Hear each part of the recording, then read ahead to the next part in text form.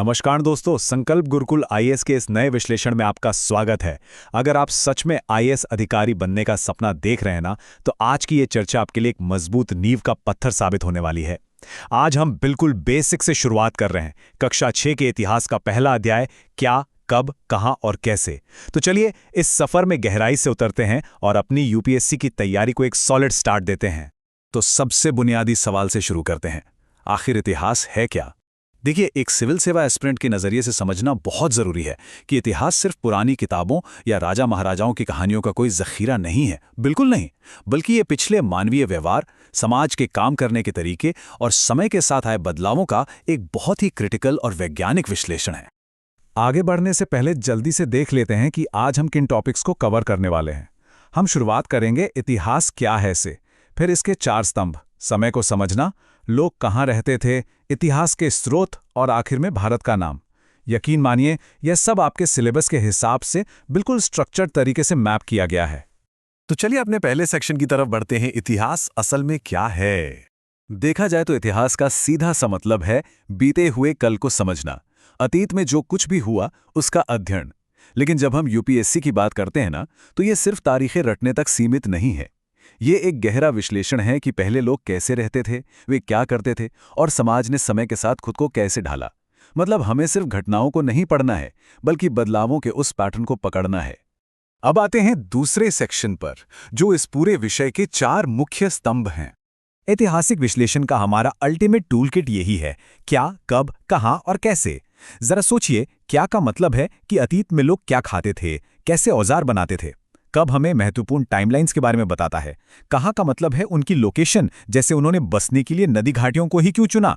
और कैसे मतलब हमें इन सब बातों का पता कैसे चला। जब हम इन चारों को मिलाते हैं ना, तो पूरी ऐतिहासिक तस्वीर एकदम साफ हो जाती है। चलिए अब तीसरे सेक्शन की बात करते हैं, समय को समझना। इतिहास पढ़ते हुए ये बीसी और ईडी तो बहुत बार देखा होगा, है ना, ईसा पूर्व और ईसवी। लेकिन ध्यान दीजिए, आजकल और खासकर यूपीएससी परीक्षाओं में अक्सर मॉडर्न टर्म्स का इस्तेमाल होता है, जैसे बीसीई, जिसका मतलब है बिफोर कॉमन एरा, और सीई यानी कॉमन एरा। इन शब्दों पर अपनी पकड़ मजबूत कर लीजिए, क्योंकि आगे चलकर ये बार बार आपके सामने आने वाले हैं। बढ़ते हैं चौथे सेक्शन की ओर, प्राचीन काल में लोग आखिर रहते कहाँ थे? कभी सोचा है कि शुरुआती इंसान या सारी बड़ी सभ्यताएं नदियों के किनारे ही क्यों पनपी? इसका लॉजिक बहुत ही सॉलिड है। पहली बात, पानी बहुत आसानी से मिल जाता था, जो कि सर्वाइवल के लिए सबसे जरूरी है। दूसरा, नदियों के किनारे की मिट्टी इतनी उपजाऊ होती थी कि खेती करना बहुत आसान हो गया। और जब इंसान को खाना और पानी एक ही जगह मिलने लगा, तो उनका जीवन स्थिर हो गया। वो बंजारेपन से एक सेटल्ड लाइफ की तरफ बढ़ गए। एकदम simple cause and effect, right? अब सवाल ये उठता है कि हमें इन सब के बारे में पता कैसे चलता है। यही हमारा 5वां सेक्शन है, इतिहास के स्रोत। सबसे पहला और अहम स्रोत हैं पांडुलिपियां, जिन्हें हम अंग्रेजी में मैन्युस्क्रिप्ट्स कहते हैं। ये वो पुराने ग्रंथ और रिकॉर्ड्स हैं जिन्हें हाथ से लिखा गया था। सोचिए, उस जमाने में जब कागज नहीं था, तब लोग ताड़ के पत्तों या भोजपत्र पर लिखते थे। जाहिर है, ये बहुत ही नाजुक होती हैं, लेकिन हमारे अतीत को समझने के लिए ये सबसे प्राथमिक और महत्वपूर्ण लिखित प्रमाण हैं।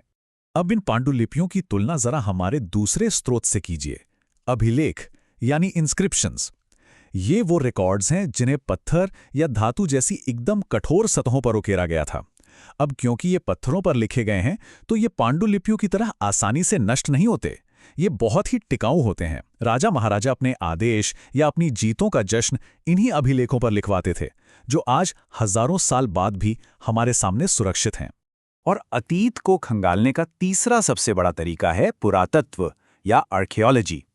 ये उन भौतिक चीजों का अध्ययन है जो लोग पीछे छोड़ गए, जैसे पुराने औजार, मिट्टी के बर्तन, इमारतों के खंडर या पुराने सिक्के।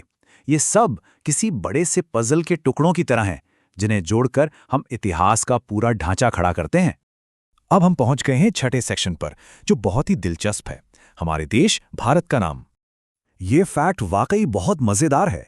क्या आपको पता है कि प्राचीन काल में इस भूमि को जम्बूद्वीप, आर्यावर्त और भारत जैसे कई गौरवशाली नामों से पुकारा जाता था? और जो नाम हम आज इस्तेमाल करते हैं, इंडिया, वो दरअसल सिंधु नदी से लिया गया है, जिसे अंग्रेजी में इंडस रिवर कहा जाता है। ये हमें बहुत ही बेहतरीन तरीके से दिखाता है कि कैसे हमारी नदियां और हमारा भूगोल हमारी पहचान का हिस्सा बन जाते हैं। तो अब वक्त है एक क्विक रिवीजन का। चलिए, जो भी पढ़ा है उसे समेट लेते हैं। ये एक परफेक्ट स्ट्रक्चर्ड निचोड़ है हमारे आज के सेशन का। इतिहास क्या है? बीते हुए कल का अध्ययन। इसका बेस क्या है? क्या, कब, कहां और कैसे? समय को कैसे नापते हैं? पारंपरिक बीसी एडी या आधुनिक बीसीई सीई से? और आखिर में स्रोत क्या है? पांडुलिपियां, अभिलेख और पुरातत्व। इस पूरी समरी का आप चाहें तो एक मेंटल स्नैपशॉट ले लीजिए, ये बेसिक्स हमेशा काम आएंगे। और इसके साथ हम इस चर्चा के बिल्कुल आखिरी में पहुंच चुके हैं। जाने से पहले एक बहुत ही गहरे सवाल पर विचार करते हैं।